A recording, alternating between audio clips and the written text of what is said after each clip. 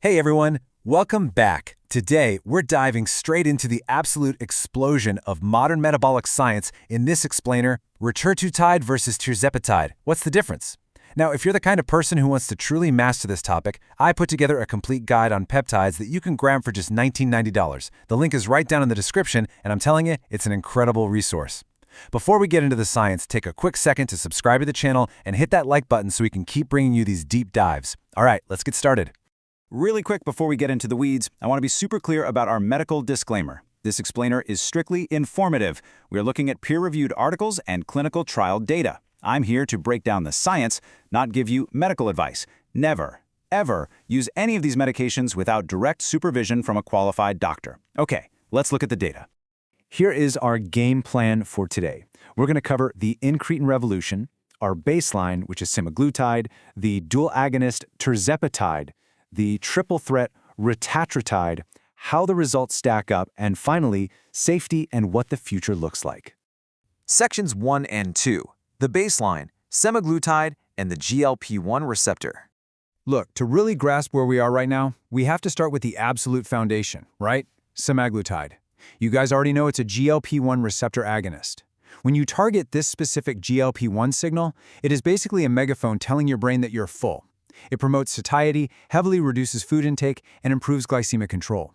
By just flipping this one switch and powerfully suppressing appetite, it totally revolutionized obesity treatment. It started out for type 2 diabetes, but man, it became an absolute game changer for weight loss. But you know how science works. We never just stop at good enough. Researchers eventually started asking a really fascinating question. What if just killing hunger was only one piece of the puzzle? Sure, semaglutide is incredible at silencing that constant food noise so people eat less, but scientists wondered if they could simultaneously target how the body actually processes those calories once they're eaten. Which brings us to Section 3, dual-agonist, Tirzepatide. So Tirzepatide hits the scene, and it is a massive evolutionary leap. Instead of just pulling the GLP-1 lever, it adds a second one, the GIP receptor. Now, while GLP-1 is handling the fullness aspect, GIP steps in to handle how your body actually processes nutrients, responds to insulin, and manages energy after a meal. You put them together, it's not just appetite suppression anymore. It helps the body manage food and energy so much more efficiently.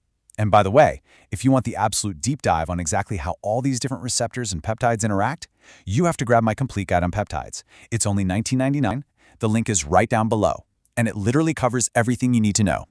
Naturally, the scientific community asked, can we push this even further? If adding a second receptor completely boosted nutrient processing, what if we threw a third one into the mix?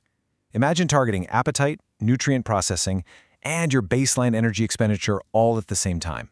That is the bleeding edge of metabolic science right now. Moving into Section 4, triple threat Retatrutide. Enter Retatrutide. This is Eli Lilly's investigational, next-generation synthetic peptide drug, and the excitement around it is honestly unreal. It keeps GLP-1 for appetite, it keeps GIP for nutrient processing, but then it adds this wild card, the glucagon receptor, or GCGR. Why does that matter? Because GCGR is targeted to literally increase your baseline energy consumption, boost calorie burning, and mobilize lipids. It's essentially a 1-2-3 punch to the metabolic system, attacking weight loss from 3 completely different physiological angles at once. All right, Section 5, comparing the results. So how does this evolution actually play out in the clinical data? It's like building blocks. Semaglutide gives you one signal for appetite, yielding significant weight loss. Tirzepatide gives you 2 signals, adding calorie processing, and the weight loss becomes very significant. But Retatrutide, hitting all 3 signals, appetite, processing, and energy expenditure, we are literally looking at the most promising weight loss potential in the history of these medications. It's a total shift from just let's eat less to comprehensive, multi-organ metabolic management. Now, a really quick reality check on where things currently stand regulatory-wise. Tirzepatide is FDA approved right now. It's out there on the market for type 2 diabetes and obesity under names like Mounjaro and Zepbound. Retatrutide, on the other hand, is still an investigational drug. Based on the 2026 updates we're looking at, it's still grinding through phase 3 clinical trials and regulatory review, so it is not FDA approved for public use just yet. But man, when you look at the clinical trial data, you'll immediately understand the massive hype. Check this out. In the SURMOUNT-1 trial, Tirzepatide helped folks lose up to 22.5% of their body weight, which completely rewrote the rulebook. But Retatrutide, it shattered the ceiling. In the recent Triumph-1 Phase 3 trials, the highest 12-milligram dose resulted in an unprecedented 28.7% average weight reduction, nearly 30%. Compare that to just 2.1% for the placebo. I mean, that is just a staggering leap in effectiveness. And here is the absolute kicker. It is not just about the number on the scale. This triple-agonist approach brings in some serious broad cardiovascular benefits too. In the trials, retatrutide significantly dropped non-HDL cholesterol and lowered triglycerides. It also decreased hsCRP, which, if you know your blood panels, is a major marker for inflammation and cardiovascular risk. At that top dose, it even knocked down systolic blood pressure by a full 14 points. So we're talking about massive improvements to overall systemic metabolic health, not just weight loss. Which brings us to Section 6, Safety and the Future. Of course, looking impartially at the data, we have to talk about side effects. Retatrutide's safety profile is pretty consistent with other incretin drugs, meaning gastrointestinal issues are definitely a thing. Nausea, vomiting, diarrhea, constipation, those are the most common culprits. There were also reports of mild transient increases in heart rate, and it's very dose-dependent. At that top 12-milligram dose, about 16% of people actually discontinued the trial because of these adverse events.